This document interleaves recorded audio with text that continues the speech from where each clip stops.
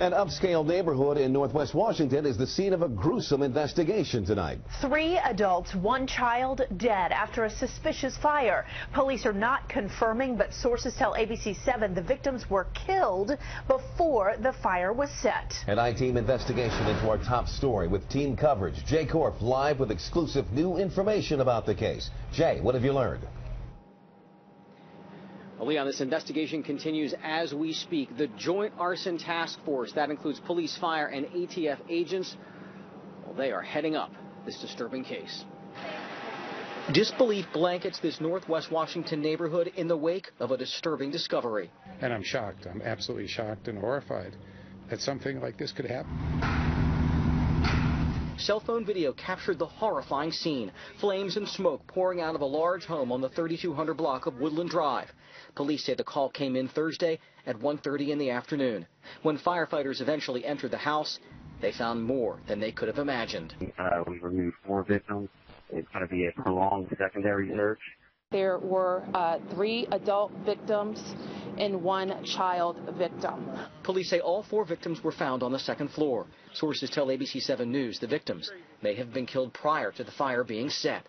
Authorities are not disclosing the identities of those killed or how they died, but they do believe foul play was involved in this fire. Right now, no obvious signs of forced entry, although the nature and origin of the fire is very suspicious. We understand that there's a lot of residents that are trying to find out what happened and want some reassurance and know what's going on. So the officers, over the course of the next several hours in the neighborhood, will be knocking on doors to ask for information and to let people know what's going on.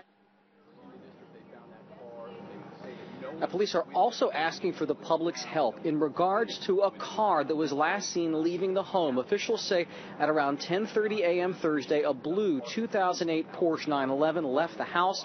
They want to know who was driving that car. The vehicle was found later with no one in it at an undisclosed location. Now, we should note that a public records search shows that Savas Savopoulos lives in the home. He is the CEO of American Iron Works, according to that company's website.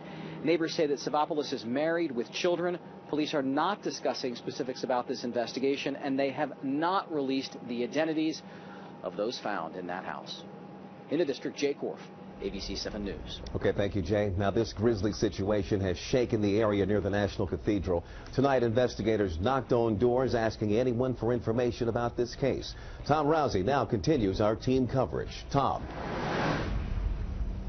Well, Leon, to give you a sense of this neighborhood, the vice president lives a fairly short distance that way. The Australian ambassador lives right on this street. This is not a place where they're used to police blocking the street, and it's also not a place where they're used to an investigation into 4 people dying, an investigation that is still going on as we speak.